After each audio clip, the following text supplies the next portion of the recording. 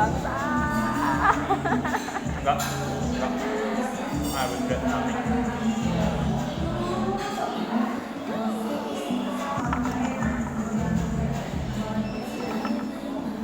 Oh,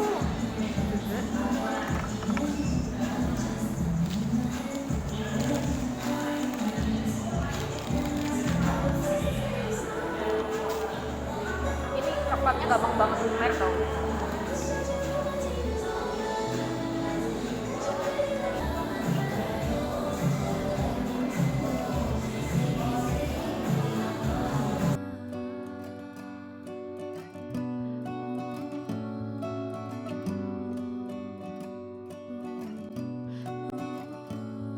Kayaknya aku gak bakalan kuat baca ini. What?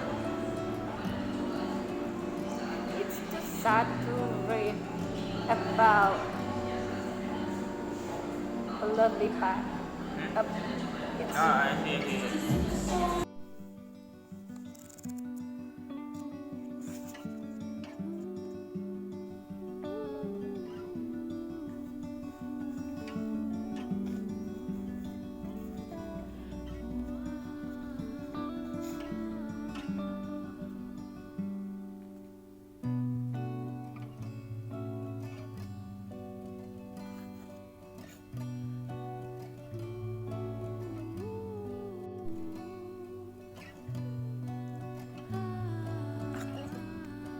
Orang yang udah kehilangan kucingku beberapa kali karena beberapa hal, mungkin ketabrak, sakit, atau keadaan yang lainnya. Terus baca sesuatu yang seperti ini tuh selalu bisa bikin aku nangis, sesederhana apapun ceritanya. Tapi kalau kehilangan hewan peliharaan yang kita sayang itu, pasti aku bikin nangis.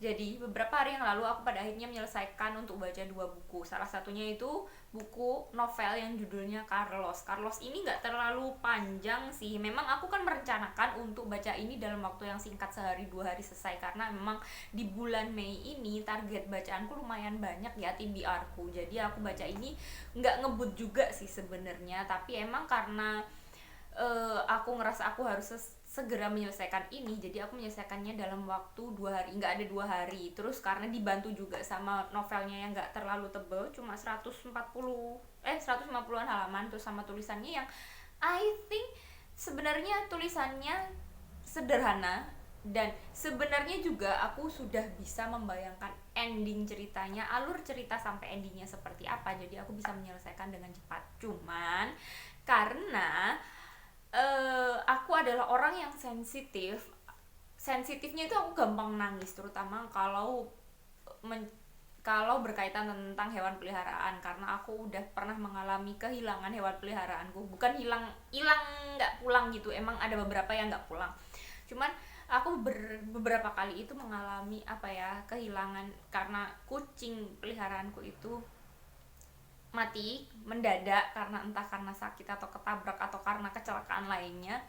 Aku baca novel yang seperti ini pun, yang sesederhana ini pun, yang sebenarnya juga aku sudah bisa membayangkan ceritanya kayak apapun, aku pasti nangis. Dan itu udah aku duga dari awal aku pinjem ini pun, aku udah menduga bahwa aku bakalan nangis. Terus ketika aku baca novel ini, sebenarnya memang sederhana banget gitu loh tulisannya, bukan novel, bukan tulisan yang bakalan aku sebut sebagai novel yang bagus banget. Cuman emang kesederhanaan inilah yang membuatku membaca novel ini dengan gampang. Jadi ceritanya menceritakan tentang seorang anak, bukan anak sih sebenarnya, dia udah dewasa, cuman dia itu terlahir dengan Down syndrome. Jadi ketika dia dewasa pun, umurnya sekitar 26 tahun, dia itu perilakunya masih seperti anak-anak. Dia itu punya hewan peliharaan yang namanya Carlos ini, anjing peliharaan yang sudah dia pelihara itu sejak 13 tahun yang lalu. Jadi Carlos ini sebenarnya memang sudah tua ketika mulai cerita itu, memang udah tua gitu loh kondisinya Carlos. Cuman di awal cerita memang Carlos ini masih sehat. Dan kemudian Carlos ini mengalami beberapa penyakit. Awalnya mulai dari muntah, dikiranya terlalu banyak minum atau sedang sakit perut atau bagaimana, tapi ternyata karena memang usianya yang sudah tua, dia itu gampang sakit dan organ-organnya itu udah mulai rusak. Terus kemudian karena kasihan karena emang udah nggak ada cara lain untuk menyembuhkan Carlos karena memang udah usianya setua itu dan organnya juga udah mulai rusak. Si dokter yang dipercayai sama keluarga itu menyarankan untuk melakukan eutanasia. Ini BTW memang ada di blurbnya juga ada, menyarankan untuk eutanasia. Terus kemudian si anak ini yang namanya siapa, lupa aku, Yefeng ini bukan anak si orang yang namanya Yefeng ini, si pemilik Yefeng yang dia si pemilik Carlos yang namanya Yefeng, dia itu dia paham apa arti eutanasia meskipun dia itu Down syndrome, tapi dia cukup lumayan memahami apa arti kata eutanasia. Terus dia itu kabur dari rumah membawa Carlos, padahal Carlos itu waktu itu udah sakit parah gitu loh. Dia udah butuh makanan yang khusus yang sangat harus teliti untuk menyiapkannya. Terus habis itu juga ada beberapa obat-obatan yang membantu Carlos itu untuk lebih bertahan lagi, bukan untuk menyembuhkan tapi hanya untuk bertahan. Terus si Yefeng ini sama Carlos kabur dari rumah dalam beberapa hari. Dan di bagian itu yang aku sedih banget adalah ketika bagian akhirnya keluarga Yefeng ini bisa menemukan Yefeng dan Carlos yang sedang ada di kuil. Karena aku mau nangis lagi. Yefeng ini sedang berdoa di kuil, berdoa agar kalaupun Carlos akhirnya mati, dia tidak mau matinya Carlos itu karena eutanasia, karena dia menganggap bahwa orang-orang yang ingin membunuh Carlos dengan eutanasia itu adalah orang-orang yang jahat. Kalau memang Carlos harus mati, dia ingin matinya Carlos itu ada di sampingnya dan jiwa Carlos itu selalu ada bersamanya kayak gitu. Sedih banget sebenarnya novel ini. Kalau untuk kalian yang yang nggak terlalu sensitif untuk masalah hewan peliharaan, atau mungkin orang yang nggak punya hewan peliharaan, baca novel ini sebenarnya biasa aja, karena memang bagiku biasa aja, sederhana aja gitu loh. Cuman karena aku pernah mengalami rasa seperti itu, jadi aku lumayan suka sama novel ini. Sebenarnya sebelum aku baca novel Carlos itu, aku sudah menyelesaikan buku lainnya yang dari Bapak Djoko Pinurbo yang judulnya Selamat Menunaikan Ibadah Puisi. Cuman aku bingung mau membahas ini seperti apa, karena aku nggak terlalu pintar untuk membahas puisi. Karena menurutku aku bukannya orang yang tidak menikmati puisi sama sekali, cuman kayak membahas puisi itu ribetnya kalau kita membahas satu buku kumpulan puisi itu, karena tiap puisinya itu berbeda-beda. Jadi aku berusaha mengeneralisasi aja sesuai apa yang aku rasakan. Jadi menurutku buku Bapak Djoko Pinurbo yang Selamat Menunaikan Ibadah Puisi ini, entah mungkin buku-buku yang lain juga sama, aku nggak ngerti karena ini baru buku pertama dari Bapak Djoko Pinurbo yang aku baca.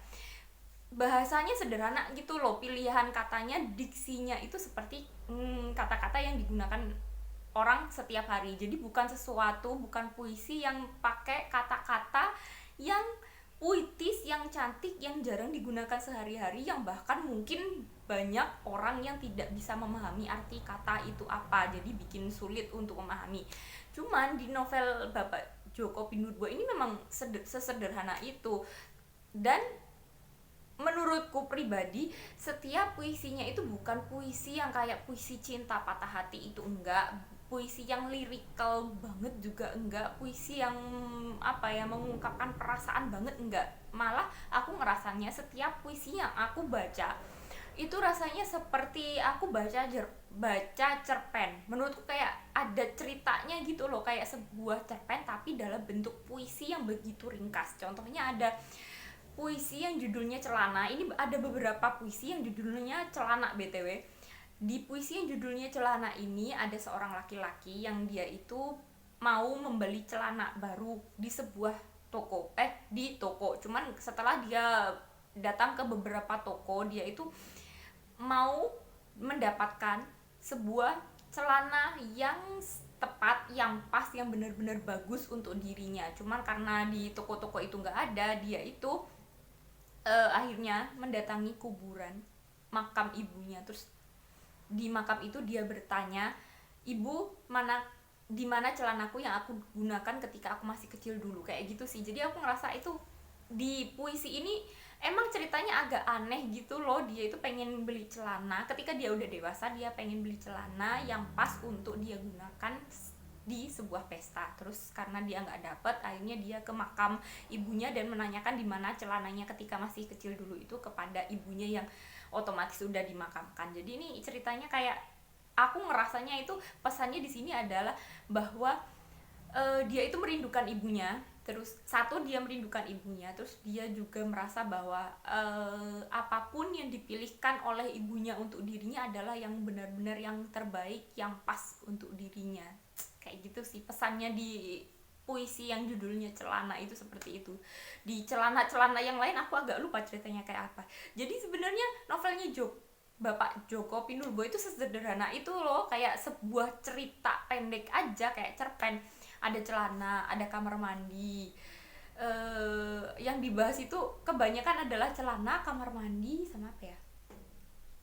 Sama bapak dan ibu dan keluarga. I think di puisi-puisinya itu ada kayak entah menceritakan tentang rumahnya, tentang ibunya, tentang bapaknya. Cuman dari beberapa puisi itu sepertinya aku menangkap kesan bahwa di beberapa puisi yang bercerita tentang keluarga itu diceritakan bahwa si bapak ini kayak tidak terlalu berperan dalam keluarga, atau bukan tidak terlalu berperan, tapi kayak tidak terlalu dekat dengan si tokoh yang ada dalam puisi. Jadi cerita, jadi cerpennya itu memang seperti bercerita kayak gitu, seperti narasi menurutku. Terus emang ada beberapa novel, ada beberapa puisi itu yang aku ngerasa bentukan penulisannya itu tidak seperti penulisan puisi, karena hampir seperti paragraf. Dan itu ada yang salah satunya itu panjang, lumayan panjang, dan itu bagiku benar-benar seperti cerpen.